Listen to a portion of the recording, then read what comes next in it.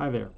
Welcome back to Tuesday's Tips. I'm Greg Kaiser, and in this weekly feature, I've been looking at doing editing in Lightroom, and most of these tips are going to apply to any image editor that you're using. We just happen to be using Lightroom specifically. We've pretty much covered all the global edits. We're starting to delve into the local edits, local adjustments, which is where I really think that the power of image editing comes into play. So I don't want to spend a whole lot of time just talking. We're going to go ahead and get right into things. So we're going to bring up Lightroom, and this is a recent photo that I shot here locally in Wilkes County, and if you're familiar with the area, you probably have seen this barn. But I've done everything globally with it. You can see over here by the highlighted eyeballs which tabs I've actually gone in and done stuff with: basic, calibration, color mixer, tone curve, detail, effects, and lens correction. I haven't done anything with transform, haven't done anything with color grading or lens blur. I chose this picture because the sky is a very important part, and there's a couple of different things that I want to showcase with this sky and how this mask works. So to access the mask, we're going to go over here to the masking tool, which is this disc underneath the histogram. Left click, and we talked about subject last week. The next thing that pops up is going to be the sky. So here we go. We've got this this mask that is now showing up on the sky. It does a really good job even here on the background where we have some trees in the distance on a little bit of a hill. It doesn't do anything with that. It goes in here, gets all this area, but one thing I do want to mention is this is a feathered area. We've got full effect here, but in with this detail, it becomes feathered. So that's going to come into play here in just a second. I'm going to show you how that works. But also here in these lighter areas, we've got a little bit of bleed over from the mask. Depending on what you're doing with the sky, you might not be bothered with this. It is part of the tint that reflects the sky, so anything you do color-wise, probably a good idea that it reflects. There are better ways to deal with the sky. I will show that here shortly, but for the sake of argument, let's say we want to eliminate that barn. So we're going to subtract a brush, B brush, which is 100% flow. Auto mask is on, and I'm just going to come up here and we're going to do a real quick subtraction of the mask within these parts. Nothing too drastic, nothing major. And get over here where the light part of the wood is, and there we go. We've eliminated the barn from the sky mask. So now we can go in and work it. And just to show you how the mask works, you can go over here, you can do, all kinds of stuff with exposure. Obviously, I don't recommend that you drop it 2 stops, but I wanted to show you one of the problems. There is this feathered area within the tree. These little fine details here are just feathered, so they're not getting but a percentage of the effect. So if you're doing a lot with the sky, which I really don't recommend, but if you are doing a lot with the sky, be aware you've got this feathered end and it's going to look really bad. If we zoom in, you can see it, and honestly this tree works better with this mask than I've seen in the past. Most of the time you will see kind of a halo all around if you're doing a lot with the sky, but this is that halo. And we can click this on and off, and you can see that that's not how the actual picture is. This is a product of the editing, and it's one of those telltale signs that an edit has been done. So how can we go about dealing with this if we've done an edit to the sky like this? Well, we can look at the edit. We've taken almost 2 stops of light out of the sky. So we're going to create a new mask, and we're going to select the sky again. But we're not going to do anything with this just yet. We're going to subtract part of it. But this time we're going to subtract, select the sky, because remember, we've got this feathering here, which is only a portion of a mask. So if we take that mask away, we're only taking a portion of that portion away. That's the logic. So we're going to remove or subtract select sky. So now we have just a feathered area that goes along these edges, so we can go in and we can blend that last little bit in to the sky. Now remember, I've reduced the exposure here in the sky almost 2 stops. That's just not a good practice. But by dropping the exposure a stop here in this feathered area, we are blending it back in. And if I hit this eyeball, you can see where that blending is taking place. So if we were not as heavy-handed with the masking in the first place, bring it back to something a little bit more reasonable, say a little over 3/4 of a stop. We go to this blending and we brighten it just a little bit more. Now all we've done is we've dropped the exposure 3/4 of a stop, and we've done another mask for the blending. Take this eyeball, we've gone from that to that. It's still heavier handed than I would want to do. It's a darker sky than I would want to do. But that shows you how to do that mask. Now, I would do less, even still do something like that. As we darken it, it intensifies the color, so I'm going to drop the saturation a little bit, and that's looking a little bit better for me. So with this, part of what I will do with the sky is I want to have it darker at the top than it is here. So we can now create a new mask. I'm going to do a linear gradient for this argument. We'll get into linear gradients more in the future, but we're going to hit shift so we keep the horizon level. Start it outside of the frame so that all of this is just a gradual feathering. And I'm going to drop it down here so we have the effect more up here, less down here. And I'm going to just add a little bit of darkening to the sky. And that helps close the image in, but now we're darkening the tree. So we're going to go up here where it says add and subtract. We're going to hit Alt or Option on the Mac. We're going to intersect with select sky. And what we've done is we've said that linear gradient, we want all of this affected, but then we want to only affect the parts of this in here that are also the sky. So that removes the tree. So we get our closing in at the top of the image by using the select sky to subtract, well, to intersect with a linear gradient. And obviously we're starting to get very flat in here. There's other things that we can do, adding contrast, and it's more heavy-handed than I really would like to do, but for the sake of showing what's going on, it's easier to do it this way. So we add a little bit of contrast, bring the whites back up, and we're just back in the original select sky. Maybe we want to warm the sky just a little bit.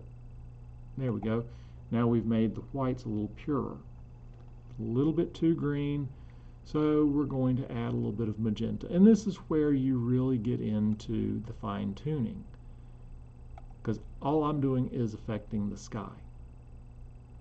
There are better ways of dealing with the sky, though, and we'll get into that, because I prefer to do it with a linear gradient and then do the intersect with the sky, so we keep stuff here at the horizon looking brighter and looking a little bit more hazy, so it shows more distance. So that's 3 different masks that we've done that are kind of formulated on select sky, but we haven't done anything at all down here. Now we could do select subject, which we did last week, and that should give us the barn.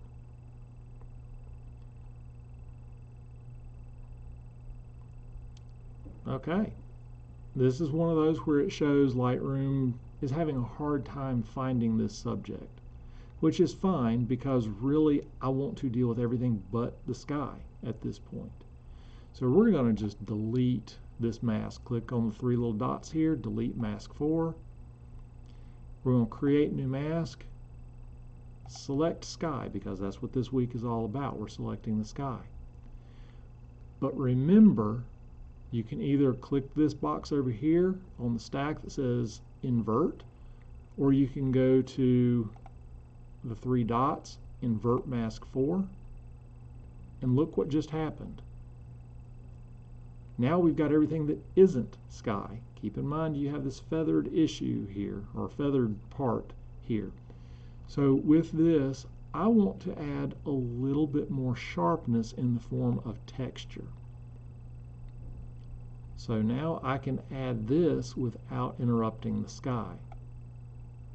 And maybe I want to remove some more shadows from in here. So we've got a little bit more sunlight, but now to make it work with the sky, I'm going to bring the exposure down just a little bit and maybe warm it up like the sun is hitting it just a little bit more. So there we go.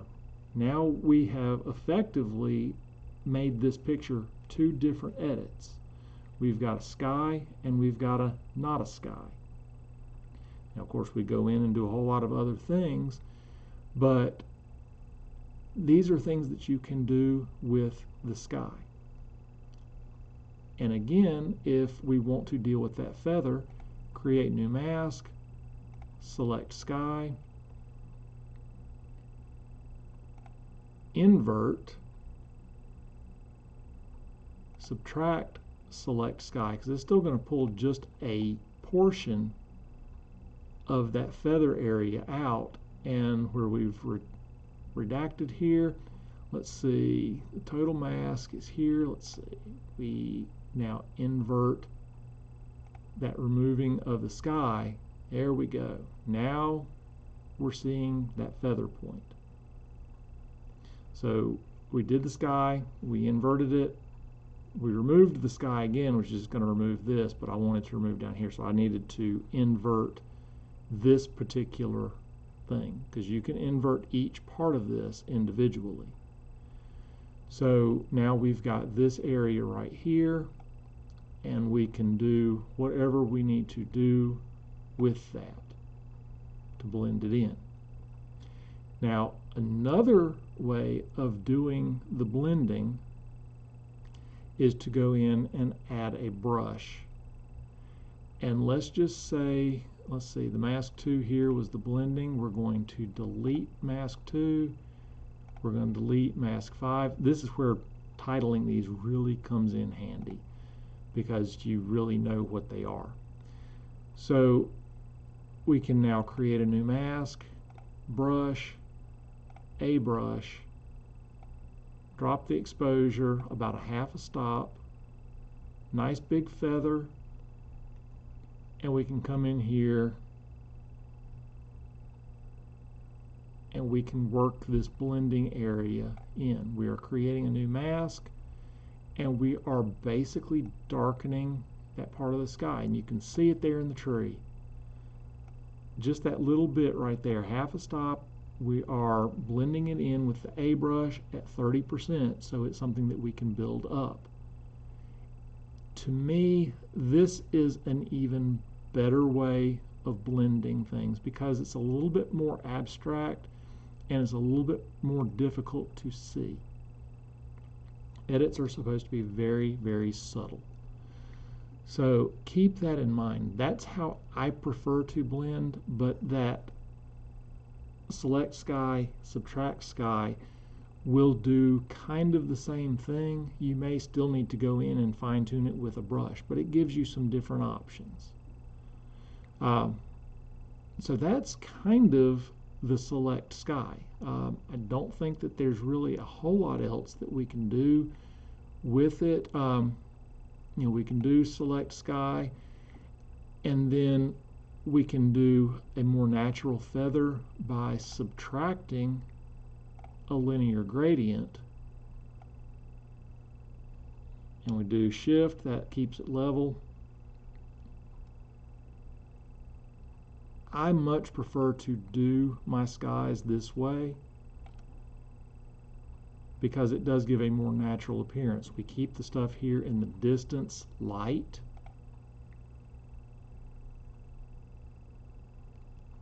It won't highlight for some reason, but once I start doing this, we'll see what's being affected. Here we go.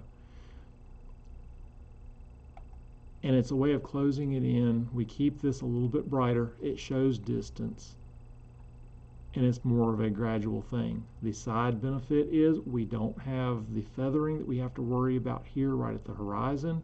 If we go up here, we might have to go in and do a brush to get this kind of blended in, and we can start seeing where this halo is coming in. So create a new mask, brush, a brush at 30% flow, drop it down to about a half stop, and we just start working around these areas and we blend it in. And whatever just sticks out, we blend it in. Go back and forth in the zoom, see how it's looking. Need to go in, add a little bit more right in here. But this is where the brush really comes in handy. So when we're done with the masks, we hit the little slider bar here that takes us back. To get back to the masks, we go here, and we can always go back and we can change what we've done. If you want to see what all the masks look like on and off, toggle that eyeball, and there we go. So hopefully that's going to kind of show how to work the Select Sky mask. Going back here, that pretty much ties it up. This was an easy mask to work with.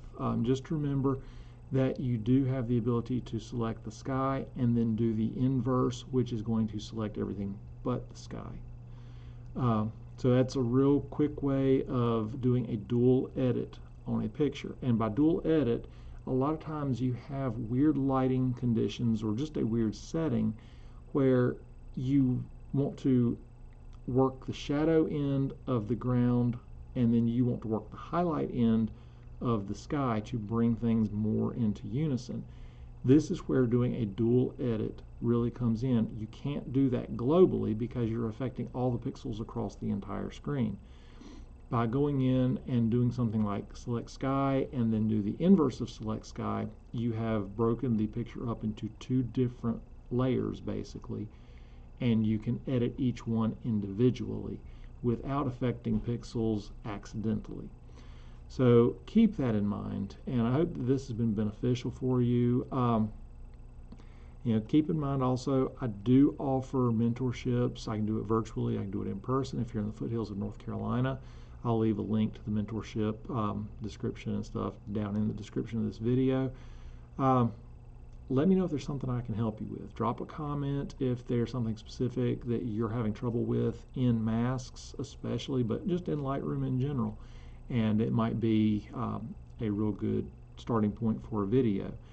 We're going to come back next week with probably Select Background, which is kind of related to Select Subject in a way, so I don't see there being a whole lot groundbreaking there. We'll probably look at a portrait for Select Background because that's where I see background as being more beneficial. But we'll get into that next week. So until that point, thank you for joining me. Don't forget to like and subscribe. And until next week, happy shooting and happy editing. See you again next week.